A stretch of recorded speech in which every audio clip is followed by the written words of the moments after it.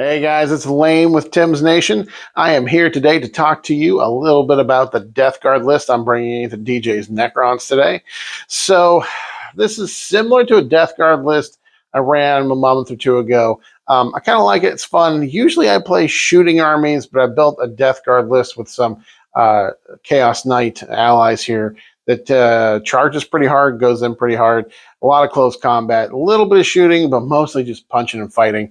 And it's fun. Like I said, I usually don't play combat heavy armies, close combat melee armies, and it's fun to do that a little bit with this list. So we're going to go through the list here in a second. Nothing real fancy I'm looking to do with this. There are some tech pieces, and I'll kind of go through those as they are. Some things are things that you see kind of commonly with Death Guard armies now. I do have 3 War Dogs allied in here, but they are not the Brigands, not the shooty ones. They're the Carnivores, the fighty ones. Just because sometimes those Brigands will whiff. But the Carnivores are only 140 points. They're so cheap. And the rules are just so good, 14-inch move, rerolls charges, combat attacks hit on 2s. So they're fun to play with, and I'm going to have them pairing up with some bloat drones today. So the fetid bloat drones, the flesh mars will be going around with them and making sure that the targets of the carnivores are in the contagion range, so that we're benefiting from contagion there as well. All right, so we're going to go through the list. Like I said, I'll kind of talk about what I plan to see out of the individual units as we go through them, and here it is. All right, today's Death Guard list. So Death Guard, their rules that they have these contagions. So if you are within contagion range of them, the opponent, enemy models, enemy units are -1 toughness, and then you get to choose a second debuff. Either their armor characteristic is reduced by 1, their weapon skill and ballistic skill is reduced by 1, or it affects their leadership. So for my I will probably do the weapon skill and ballistic skill debuff here today, just because a lot of the units that DJ has in his Necron armory have invulns, and so the armor debuff might not be super beneficial. So I will double check his armor here and confirm that in the actual battle report, but that's probably what we'll be doing today. Contagion range is 3 inches turn 1. 3 inches from a Death Guard model, so the Chaos Knight allies do not give it off. That's why they're going to have some buddies going around with them. And 6 inches in round 2, and 9 inches from any of my Death Guard models in round 3, 4, 5. So let's take a look at it. So first thing you're going to notice is a lot of times with Death Guard we have a lot of characters. So today I have Typhus. Typhus will probably be going by himself just because then he can deep strike. I do have 10 Poxwalkers in the list. I could put him with the Poxwalkers, but then he won't be able to deep strike. He'll be able to move, and he could, come in from reserves, but he wouldn't be able to deep strike with the Poxwalkers. But Typhus, Typhus is kind of a beast himself. He's in Terminator armor. He's got 6 wounds. But his ability is where it really kicks off here. So he has a psychic ability called the Eater Plague. So when during the shooting phase, it's not a shooting attack. So it's kind of interesting. But during his shooting phase, I pick an enemy unit within 18 inches of him, and I roll d6. On a 1, he takes d3 mortal wounds, but on a 2 through 5, the enemy takes d6, and on a 6, they take d3 plus 3 mortals. This is interesting because it's not a shooting attack, so I could deep strike him in, do an action, and still do his psychic ability. So if I wanted to investigate signals or cleanse or something like that, he can do that and still do his psychic attack because it's not a shooting attack. It's also interesting because it's an 18-inch range. It's not a shooting attack, so it ignores lone operative. It ignores a DJ has a lone operative strat with his Necron, so it ignores that as well. So it definitely gives him some flexibility. He doesn't have any other shooting attacks. Of course, he is a beast in combat. He has a strike and a sweep profile. His strike profile is 5 attacks, strength 9, AP 2, 3. And his sweep is 10 attacks, strength 6, AP 1, 1. So he can do some damage in combat as well. So we'll see how he performs today. Really what I hope with him deep striking in is that he just survives for a little while. Sometimes he drops in, gets to do one of his psychic attacks, and then gets picked up. So hopefully he sticks around a little while. We'll see how it goes in the game today. Next, we have 2 I'm sorry. Also, along with him, we have the Lord of Virulence. So the Lord of Virulence will be joining a Death Shroud Terminator squad. He gives his unit full rerolls to wound with ranged attacks, which will be very useful with the Death Shroud. But yeah, he'll be leading the Death Shrouds. The Death Shrouds need a leader because they are -1 to wound when they're led by a character. He also has the Death Shrouds have a flamer attack, and he also has a flamer attack. So when they drop in from deep strike, they can definitely flame something pretty hard when they'll be re-rolling all their wounds. So those are first two Terminator characters. Plus, we have two sorcerers and Terminator armors, two Death Guard sorcerers and Terminator armor. These are conversions I did from just generic Chaos Space Marine Terminators. I found some used ones pretty cheap. And so I converted these guys up with a few Death Guard bits and gave each one of them a little Nurgling buddy to let you know that they are sorcerers. I guess the magic comes from the Nurglings, as you all know. So because these guys are in Terminator army, they have the ability to deep strike. So they will be soloing out there all by themselves, deep striking in, so it can score me behind enemy lines and that sort of thing. And then they have a psychic attack, which is decent. When it's hazardous, it's 2d6 attacks. Hit on 3s, strength 6, AP2, 1 damage. But once per game, they can bump up the strength and the damage by 2.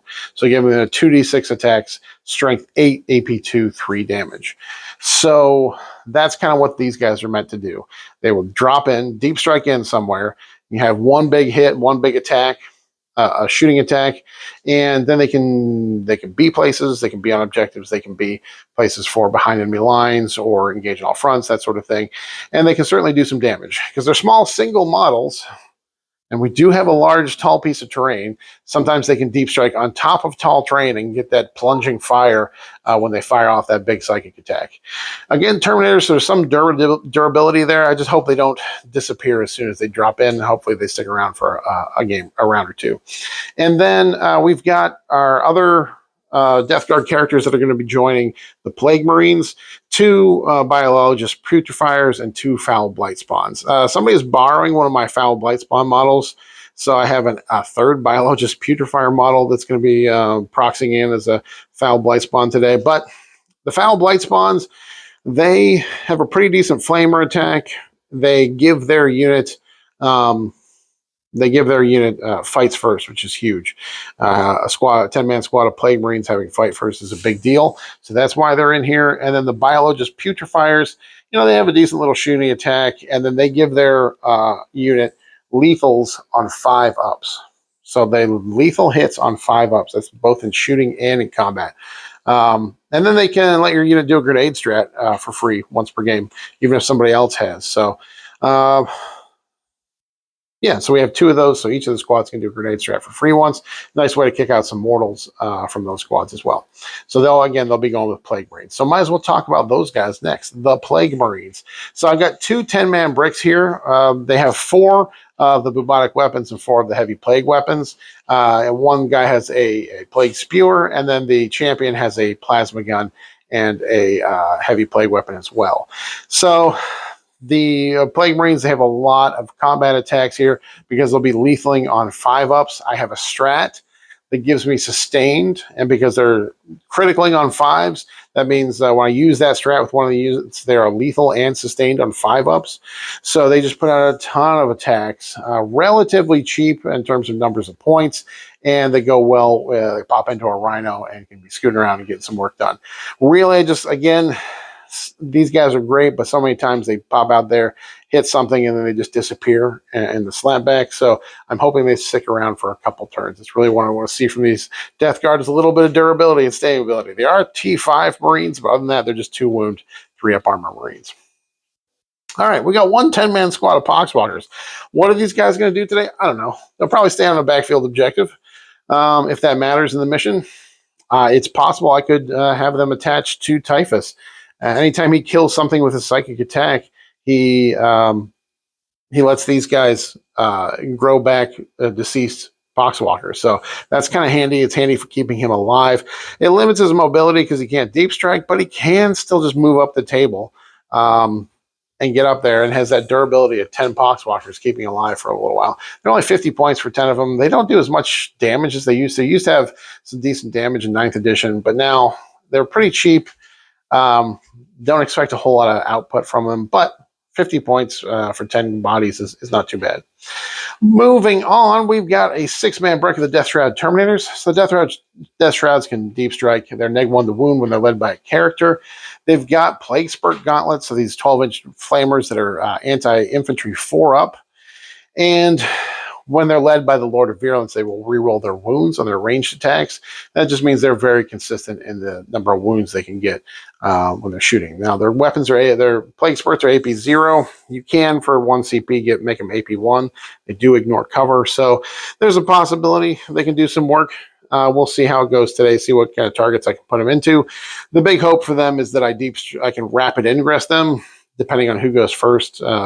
If DJ goes first, rapid ingress is more valuable for me. He's rolled a 6 every time we determine, in the last month or so, he's rolled a 6 every time we determine who's going first. So there's a good chance he goes first again today. But the big hope, like I said, is to rapid ingress them, because then they can make their next turn, they'll be able to make a charge. Very low movement on these guys, 4-inch movement on the Death Shroud Terminators. So once they deep strike in, they're kind of there wherever they are for a while. Next, of course, we got 2 Rhinos to transport the Plague Marines around. They transport capacity of 12. Special rules, they heal 1 wound. I like my Death Guard Rhinos. I converted them up a little bit. I've talked about this before, but I used branches, tree bits. So a lot of the gunk you see on them are bits of old GW trees, like the branches and leaves from them. And then I put some texture paint around that to kind of blend them into the bodies of the tanks. Put some bolters on there, and for the Havoc launchers, I used Desolation Marine bits for the Havoc launchers, and just a few bips and bops on them. The things that look like veins are just the branches from those tree bits, so I think that worked out pretty well. Next, we have three of the Fetid Bloat Drones with flesh mowers. These guys are a lot of fun. I like the conversions I did on these models. I used some hardware store parts. I used some wall anchors that I glued back to back, and then used some branch bits to hold up the flesh mowers themselves. Their special rule is that they can fall back, shoot, and charge. So that means they can fall back and do actions, or fall back and engage other targets. It makes them very flexible. They're only 90 points, and they have decent damage output with those flesh mowers. And then finally, for allies, we have 3 of the War Dog Carnivores. These are the close combat ones. They're only 140 points. They have a 14-inch move, reroll charges, and they hit on 2s. They have a strike and sweep profile, so they have a variety of damage, and each one has the Havoc launcher on top, so they have a little bit of indirect fire. No Nurglings today.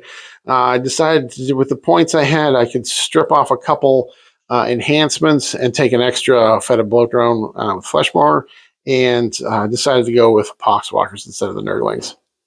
All right, guys, that is the list. So here's some things I hope to see today.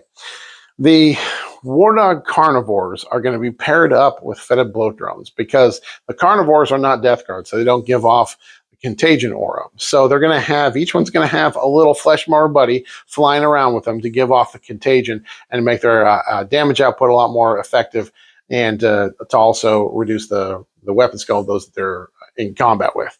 And another thing I'm looking to see today, hoping to rapid ingress the Death Shroud Terminators, like I said.